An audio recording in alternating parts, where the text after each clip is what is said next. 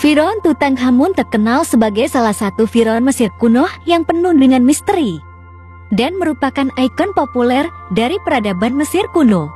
Tutankhamun adalah firaun ke-12 dari dinasti ke-18 Mesir kuno yang berkuasa dari tahun 1334 sampai tahun 1323 sebelum Masehi.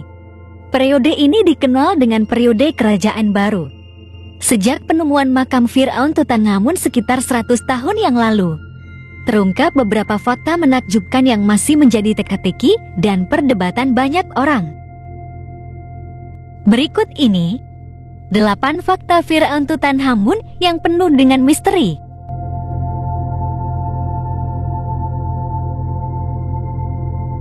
1. Biografi Firaun Tutankhamun.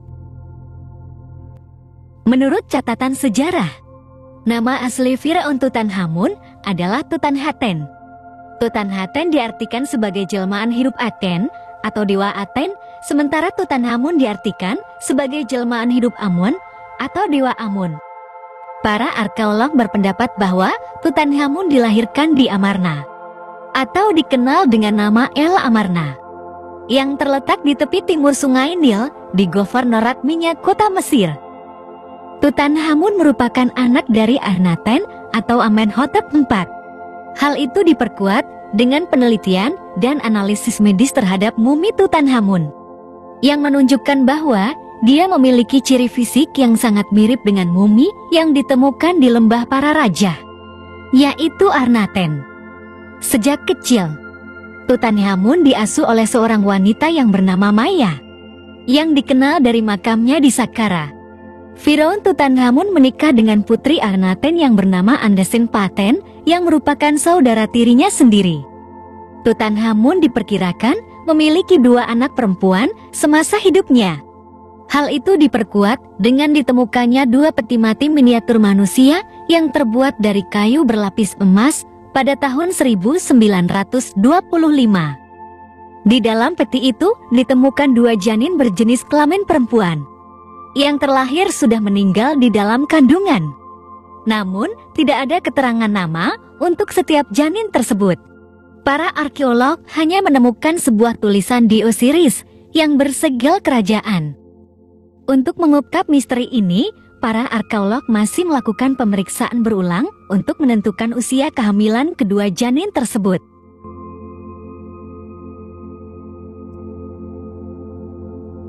2. Firaun termuda dalam sejarah Mesir kuno. Setelah Firaun Akhenaten wafat, Tutankhamun naik tahta menjadi raja saat berusia yang masih sangat muda, yaitu di usia 9 tahun, yang tercatat sebagai Firaun termuda dalam sejarah Mesir kuno. Tidak lama setelah penobatannya menjadi raja, Firaun Tutankhamun menikah dengan Andesenpaten, yang menjadi pendamping di masa kekuasaannya pada masa itu. Mengingat usianya yang masih sangat muda, Firaun Tutankhamun didampingi oleh 2 penasihat utama yang sangat hebat. Penasehat itu bernama Jenderal Horembeb dan Al-Wasir. Menurut sejarah Mesir kuno pada tahun 1331 sebelum Masehi, atau dalam 3 tahun masa kekuasaannya di tanah Mesir, Tutankhamun ketika itu berusia sekitar 11 tahun, membuat hak istimewa tradisional dikembalikan ke peraturan lama dan ibu kota kerajaan kemudian dipindahkan kembali ke Thebes. Tutankhamun juga berusaha memperbaiki perselisihan agar hubungan membaik dengan kerajaan tetangga Mesir untuk memperbaiki kesalahan ayahnya dahulu. Namun, Firaun Tutankhamun tidak berumur panjang. Menurut catatan sejarah, dia wafat di usia 19 tahun dan tidak ada catatan sebagai pewaris tahtanya.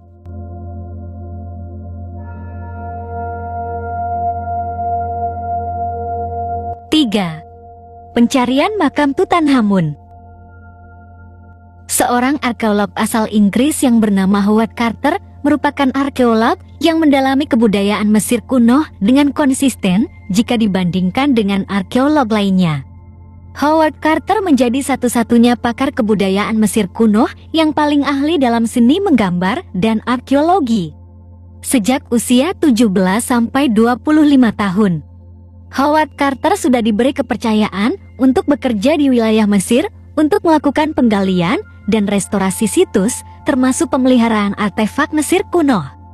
Hingga akhirnya, Howard Carter sangat terobsesi untuk menemukan salah satu makam Firaun Mesir kuno dari dinasti ke-18 yang dikenal sebagai Firaun Tutankhamun.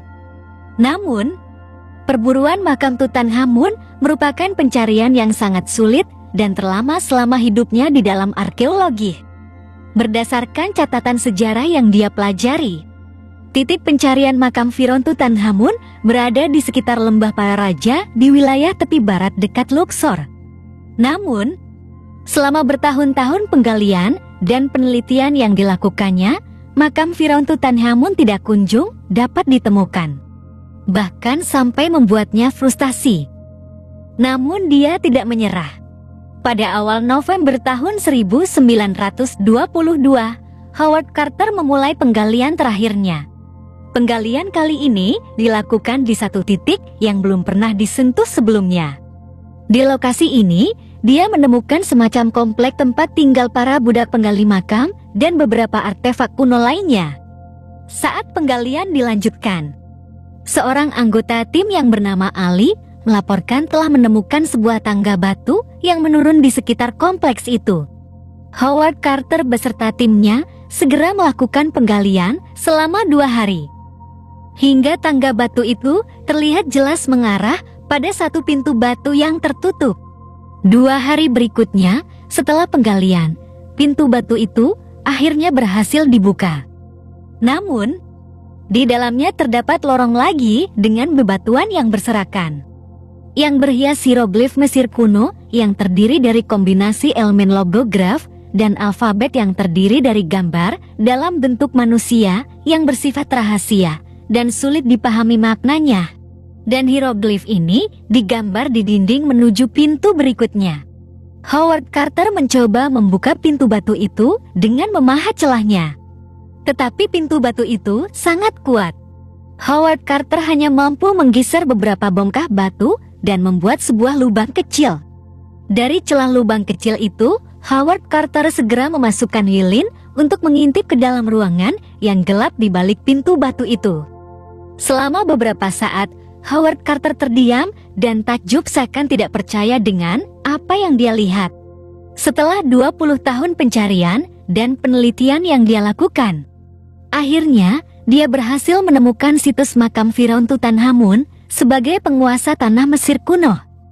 Pada tahun 1922, penemuan situs makam Firaun Tutankhamun ini menjadi berita besar yang menghebohkan dunia dalam sejarah arkeolog pada masa itu. Penemuan ini dinobatkan sebagai temuan arkeologi paling menakjubkan di abad ke-20.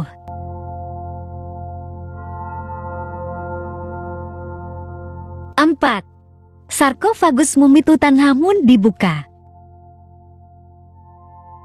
Setelah penemuan situs makam Firaun Tutankhamun pada tahun 1922 di Lembah Para Raja, Howard Carter meminta izin kepada pemerintah Mesir untuk membuka situs makam Tutankhamun. Setelah beberapa minggu ekskavasi dengan sangat hati-hati, pada tanggal 16 Februari 1923, Howard Carter berhasil membuka ruang bagian dalam yang menutupi jasad Firaun Tutankhamun. Untuk pertama kalinya, Howard Carter melihat sebuah sarkofagus mumi yang masih tersegel dengan pemilik nama Tutankhamun, dan belum pernah disentuh oleh siapapun setelah pemakamannya pada 3.300 tahun yang lalu. Sarkofagus Tutankhamun terdiri dari 3 lapisan yang berbeda dan memiliki berat 250 kg. Pada 13 Oktober, Howard Carter berhasil membuka lapisan sarkofagus pertama. 10 hari kemudian, tepatnya pada 23 Oktober, lapisan sarkofagus kedua juga berhasil dibuka.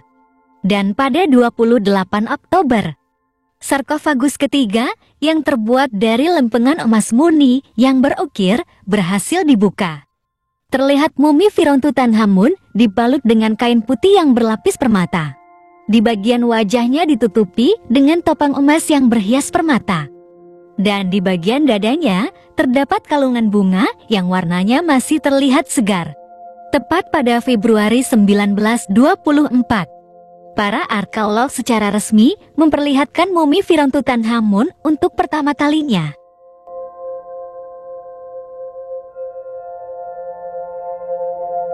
Lima, penyebab kematian Tutankhamun.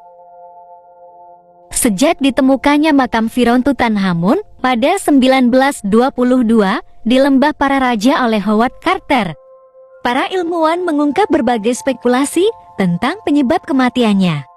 Sebab detik-detik terakhir Firaun Tutankhamun sebelum meninggal tidak ada tercatat sedikit pun. Sehingga apa yang menyebabkan kematian Tutankhamun banyak menimbulkan perdebatan. Selama 2 tahun semenjak penemuan makamnya, sejumlah arkeolog di Mesir menyelidiki dan meneliti mumi dari Firaun Tutankhamun untuk mengkaji sampel darah dan tes DNA. Tidak hanya itu, para arkeolog juga meneliti 10 mumi dari anggota kerajaan lainnya yang dipimpin oleh Dr. Jari Hawass. Mumi yang diteliti dengan menggunakan sidik jari genetis diperkirakan adalah ayahnya. Setelah serangkaian penelitian berulang dan pemeriksaan CT scan menyimpulkan bahwa Firaun Tutankhamun kemungkinan menderita penyakit turunan berupa penyakit tulang yang menyerang kaki yang disebut Kohler II.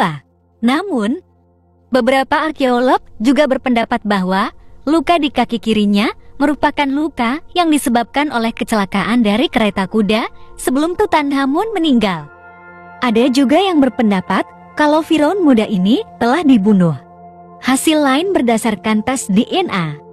Para arkeolog menemukan sebuah parasit malaria di dalam darahnya. Kini berbagai spekulasi muncul dari beberapa arkeolog yang mengatakan penyakit malaria akut bersama dengan luka di kakinya yang tidak kunjung sembuh itu merupakan penyebab kematian Tutankhamun. Dr. Jai Hawass juga membenarkan pernyataan itu. Karena Tutankhamun meninggal pada usia yang masih sangat muda dan tidak meninggalkan jejak kematian dan seorang ahli waris tahtanya.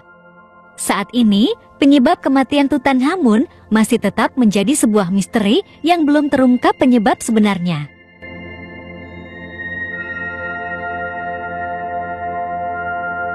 Enam, dimumikan tanpa jantung. Dalam mitologi Mesir kuno, jantung adalah organ kunci yang menentukan kebangkitan arwah kembali ke dalam jasad seseorang yang sudah meninggal.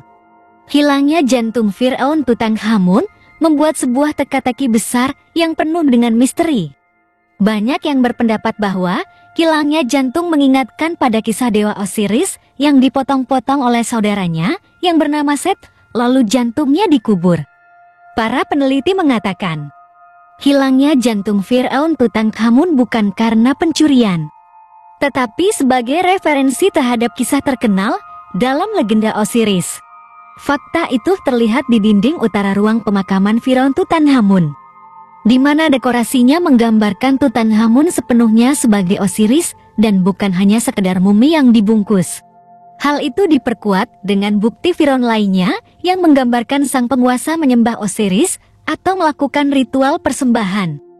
Bukan seperti mumi Tutankhamun yang tidak lazim ketika dimumikan, yang dibalsam sedemikian rupa, hingga benar-benar menekankan bahwa sang penguasa teridentifikasi sepenuhnya dengan Osiris.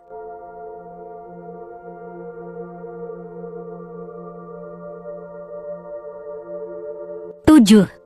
Ruangan makam yang kecil. Firaun Tutankhamun dimakamkan dalam sebuah makam yang relatif kecil jika dibanding dengan Firaun lainnya. Mengingat Tutankhamun juga merupakan penguasa di zaman Mesir kuno. Hal inilah yang menyebabkan perdebatan di kalangan para arkeolog. Namun para arkeolog berpendapat dengan logika sederhana. Arkeolog menyimpulkan bahwa kematian Tutankhamun mungkin terjadi tanpa diduga atau secara tiba-tiba. Sebelum keluarga kerajaan menyiapkan sebuah makam yang megah untuk dibangun, sehingga jasad Tutankhamun dimakamkan di sebuah makam yang relatif kecil yang mungkin makam itu sebenarnya dimaksudkan untuk orang lain. Hal ini bertujuan untuk mentaati hukum budaya penguburan 70 hari setelah kematian. Ruangan makam Firaun Tutankhamun diketahui terdiri dari 4 ruangan yang berbeda. Di koridor pintu masuk utama yang menuju pintu kedua, ditemukan benda-benda yang terkait dengan penguburan dan benda-benda yang digunakan untuk pembalseman Tutankhamun. Sementara itu, di ruangan depan yang tidak didekorasi ditemukan dalam keadaan kacau namun tertata dengan rapi. Dari ruangan ini ditemukan 700 benda peninggalan yang kebanyakan terbuat dari emas. Di antaranya 3 tempat tidur pemakaman, piringan dalam bentuk kuda Nil atau Dewi Tawaret, singa dan hewan ternak atau Dewi Hathor. Benda yang paling mengagumkan dari ruangan ini adalah 4 kereta kuda yang salah satunya kemungkinan dipergunakan untuk berburu, 1 untuk berperang, dan 2 lainnya untuk parade kerajaan. Di ruang utama terdapat makam Firaun Tutankhamun dengan dinding yang didekorasi pada setiap sisinya, yang menggambarkan sang raja diikuti oleh dewa-dewi. Untuk sisi bagian utara didekorasi yang menunjukkan bahwa sang raja disambut di dunia bawah tanah oleh Osiris.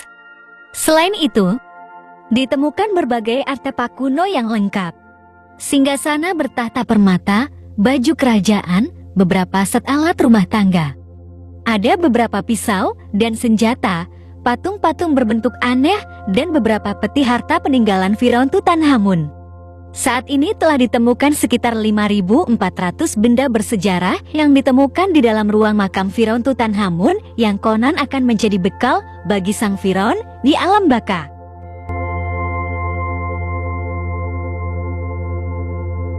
Delapan. Situs makam direnovasi. Pada tahun 2007 yang lalu, situs makam Tutankhamun ini resmi dibuka untuk umum. Namun setelah 3 tahun dibuka, makam ini kembali ditutup pada tahun 2010 untuk dilakukan renovasi. Situs makam Tutankhamun menjalani proses renovasi yang rumit untuk memperbaiki kerusakan akibat temakan waktu, kotoran debu, kelembapan, dan kerusakan akibat coretan-coretan dari ulah pengunjung. Proses renovasi ini dilakukan secara besar-besaran dan berlangsung selama hampir 10 tahun. Dan sempat tertunda pada tahun 2011 karena pergolakan politik untuk menurunkan Presiden Hosni Mubarak dari kekuasaannya. Dalam proses renovasi ini, mumi Tutankhamun harus dipindahkan agar lantai dan penerangan serta jalan ke dalam makam semuanya dapat diganti dan diperbaiki. Dibutuhkan 12 orang untuk mengangkatnya dengan cara dibopong naik melewati jalan yang menanjak. Hieroglif Mesir kuno yang terdiri dari kombinasi elemen logograf dan alfabet, serta lukisan-lukisan rumit pada dinding dan langit-langit juga diperbaiki seperti keadaan semula. Benda-benda peninggalan yang sempat dipindah juga dikembalikan ke situs makam Tutankhamun. Namun sebagian benda yang ada di situs makam saat ini berada di Museum Mesir Purbakala di Kairo, Mesir. Setelah renovasi dan perbaikan yang panjang, akhirnya pada 31 Januari 2019, situs makam Tutankhamun selesai dan dibuka kembali untuk umum. Kini para pengunjung situs makam dapat melihat mumi Firaun Tutankhamun dengan lebih dekat. Mungkin hanya ini informasi yang bisa kami berikan tentang Firaun Tutankhamun. Semoga bermanfaat untuk pengetahuan dan wawasan kita semua. Kita akan bertemu kembali di fakta-fakta berikutnya. Terima kasih.